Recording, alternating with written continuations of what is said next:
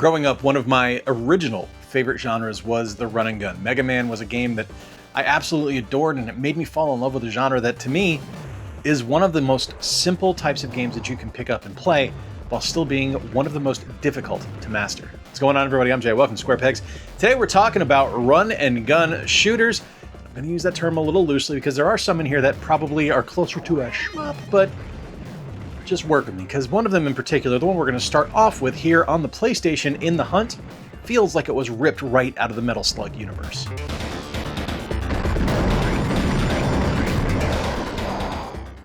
Over to the PS1, and we're talking about In the Hunt, which is a very different experience than anything else on this list, because while most games in the run and gun genre will feature you playing as a single character, a single humanoid character that eventually and occasionally you will actually find different vehicles, In the Hunt is all vehicle all the time. You're a submarine. And I guess making this more of a float and gun shooter as opposed to a run and gun, but it plays kind of like the vehicle levels from Metal Slug, where you are able to shoot ahead of you and up if you're up near the surface, so you're able to fight the things that are up in the sky. And there's a ton of different obstacles on screen that you're going to need to either blow up or avoid, but you need to be careful about which path you're choosing, because you're going to get swarmed by enemies if you decide to take the easy path, because they're just going to come after you that way. So sometimes it behooves you more to take the more difficult path. It's a really challenging game, and one that to me is kind of exemplary of things that the PlayStation was capable of doing that a lot of people tend to overlook or ignore, because most people, when they think of the PS1, it's kind of the advent of 3D gaming. And while that is absolutely true, there were a ton of 2D games on the PSX as well that were just perfect and fantastic and super challenging and really fun.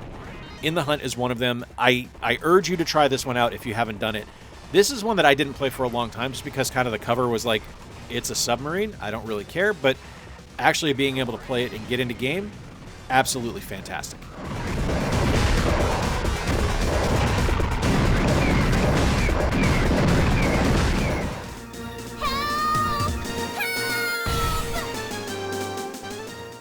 Behold the beauty that is the Wild West Cowboys of Moo Mesa, based on an obscure animated series. This was a phenomenal arcade game that I was pretty well convinced I had made up. This used to be at the skating rink that I played hockey at, and I loved it. And then as I got older, no one knew anything about it. No one had heard about it except me and my friends that remembered it, and I was pretty well convinced that it didn't exist. And then I went to the Classic Arcade here in Gobles, Michigan, one of my favorite hidden gem spots here in the entire state, and they had a working, beautiful cabinet of the Wild West Cowboys of Moo Mesa, and this game is fantastic. It plays a lot like Sunset Riders, which, if you know, it is an excellent title, and it's just silly and fun. It's a really, really solid game, and one of my personal favorite just kind of arcade experiences out there. Like, this is top tier for me. This is up there with things like Super Off-Road and Street Fighter 3 and Power Stone. This is the kind of thing that I love to play at an arcade. It is one of the best games ever made as far as I'm concerned, and an underappreciated classic that not enough people know about.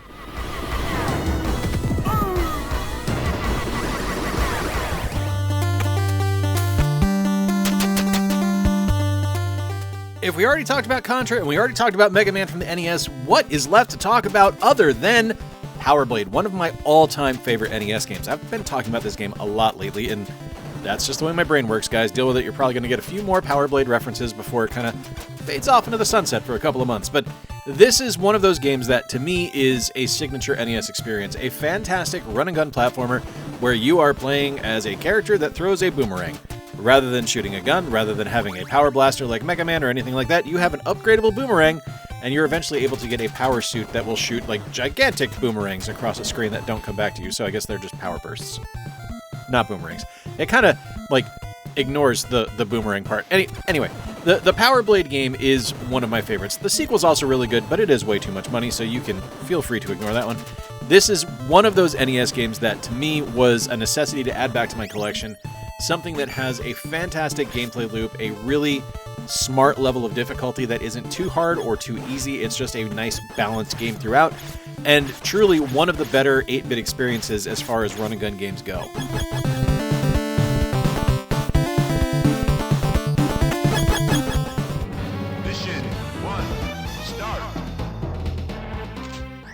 Why only talk about one game when you can get a bunch of games in one particular collection? This is the Metal Slug Anthology on the Nintendo Wii.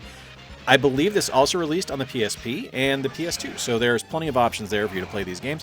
So all of these kind of fit into the qualifier here. I found this at another castle out in Washington, I think at the Linwood store, and this is one that I was excited to see because I didn't actually know it existed. You get Metal Slug 1 through 6 on this collection and Metal Slug X, which I think is amazing. It's a great collection of some of the best arcade experiences ever. Like, this is just top-notch gameplay here, and they all play fantastically well. Like, there's no issues on the Wii. The gameplay is wonderful. It is just as you remember it from the arcades or playing it on a Neo Geo at home. It's literally just an excellent collection. And the fact that you are able to get 7 games for the price of one, and it's not stupid expensive, it's worth it. Such a great collection, such a great experience, and like just wonderful across the board. Absolutely love it.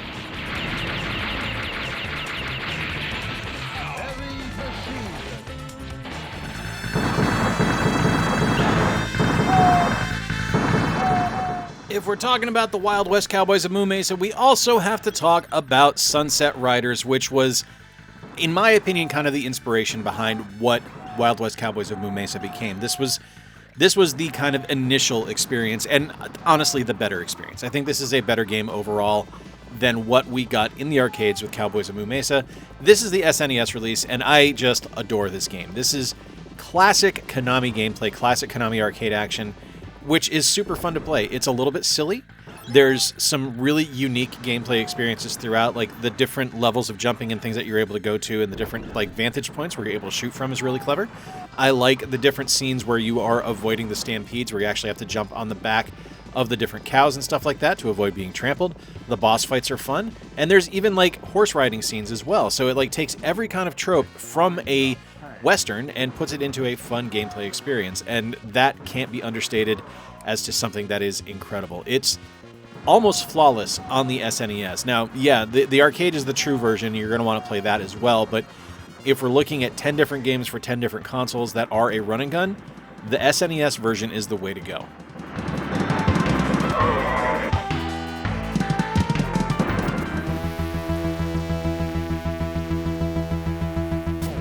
And if we talk SNES, we got to talk Genesis, and on the Sega Genesis, we're talking about The Adventures of Batman and Robin, a wildly different game from what we got on the SNES, which was more of a traditional kind of action platformer.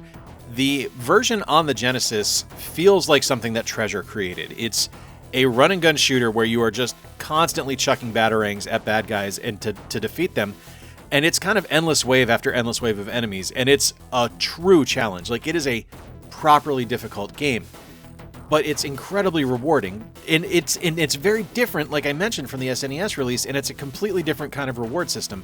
The SNES release rewards you with story, and that's really nice, because you actually get like interactive dialogue sequences and things like that. And then on the Genesis version, it's just all action. It is go from the second you press start. It's a really, really enjoyable game, and something that to me is kind of the epitome of what made the 16-bit generation great, because we got a lot of differences in games based on the same properties between the two different platforms. Sometimes it was something just kind of as subtle as the differences between Justice League Task Force on the SNES and the Genesis. Sometimes we got something as extreme as the differences between The Adventures of Batman and Robin on the SNES and the Genesis. It was a wonderful experience to be able to see these different visions come to life, and to get a Batman game that was ambitious like this and didn't just kind of stick to the tropes that we had experienced with the NES Batman releases. This was something that was different and tried something new, and it was really, really fun.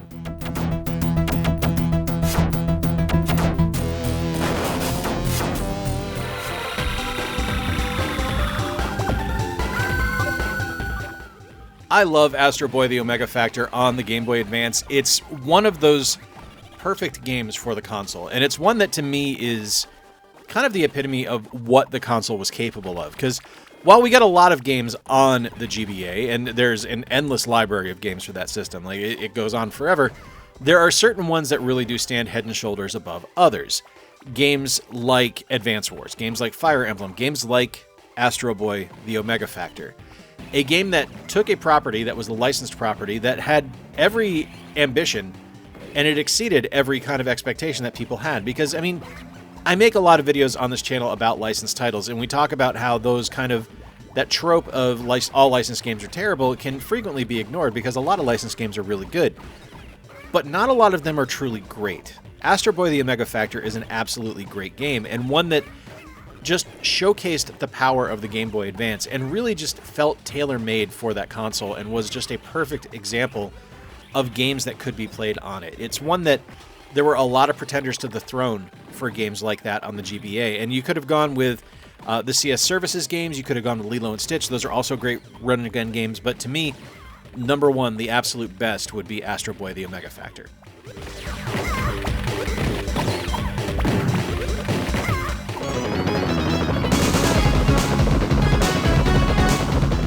I wasn't the biggest Contra fan, but there are Contra games that I really enjoy. Contra Hardcore is a great one.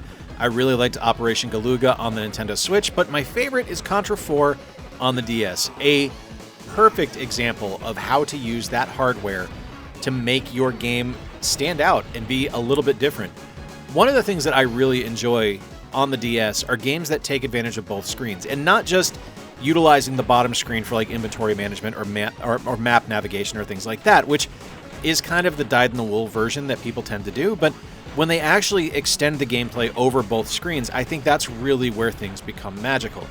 Games like Thor did that. Games like Meteos did that. This one, though, this one here does that as well, and I think this is probably the best example of it, because you're constantly fighting things on both the top and the bottom screen. You're able to grapple hook up to the top screen to navigate and to move around. You will see weapon power-ups float across in the sky on the secondary screen, and you have to shoot them to make them drop down to the bottom screen if you're navigating down there. It's just an endless collection of excellent gameplay experiences on the DS. And it's properly hard because it is a Contra game. So if you're looking for a cakewalk, this is not the game for you. But if you're looking for something with a solid challenge, check this one out.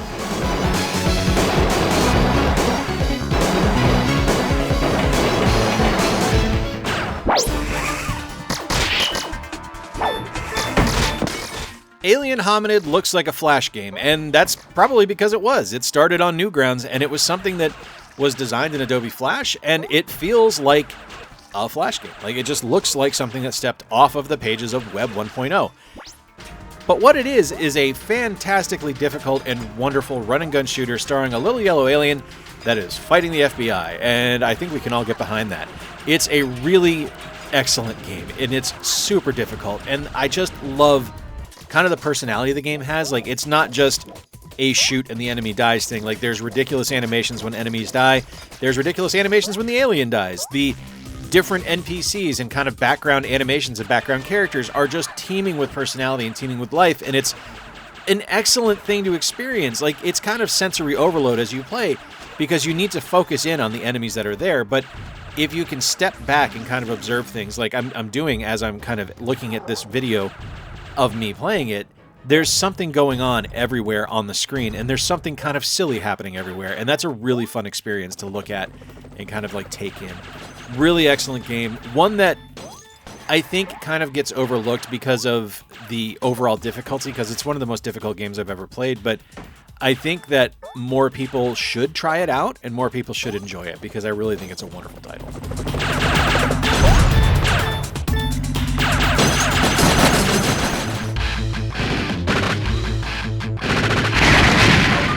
Over to the Neo Geo now, and we are looking at Shock Troopers, a bit of a different run-and-gun shooter here. One that doesn't play exactly like every single other game on this list. This is more like Commando, more like Ikari Warriors, where it's kind of a top-down, maybe a three-quarter view where you're moving all over the screen as opposed to platforming as you play. And I wanted to make sure I included this one because it's a little bit different than the other games on this list, but it is definitely still a run-and-gun. You are able to choose from multiple different characters, and the gameplay is really awesome. There's different levels you're able to go to. There's different power-ups and different weapons you're able to get, so it's like signature run-and-gun experiences just in a completely different view. Now, I do have to point out that this is the release that was on the SNK Arcade Hits collection on the PlayStation 2, so not a true Neo Geo experience here. This is from the PS2, so forgive me for that, but I think you'll understand why I'm including this just based on how much fun it is. This game is a truly wonderful experience and just shows how excellent of a developer SNK was. Like, we already had the Metal Slug anthology on here, and I wanted to make sure this one was on here too, because it really shows that from an arcade perspective and from not just a fighting game perspective, SNK is one of the greatest developers of all time, and these games prove it. 10 different running gun shooters, 10 different platforms. I love doing these videos because I like seeing kind of the breadth of a particular genre as it's kind of evolved over the years, like starting with the NES on Power Blade, Mega Man, Contra, stuff like that, all the way to the Switch with things like Broforce. It's a genre that has stood the test of time, that is incredibly fun, and is beloved by so many people. Let me know in the comments down below what your favorite running gun shooter is. I would love to hear from you. If you enjoyed today's video, please give it a big thumbs up. I would love to have you stick around, so consider subscribing as well. And until next time, folks, I've been Jay. Thank you so much for spending some time with me. Remember to play more games, stay square, and take care. I'll talk to you soon.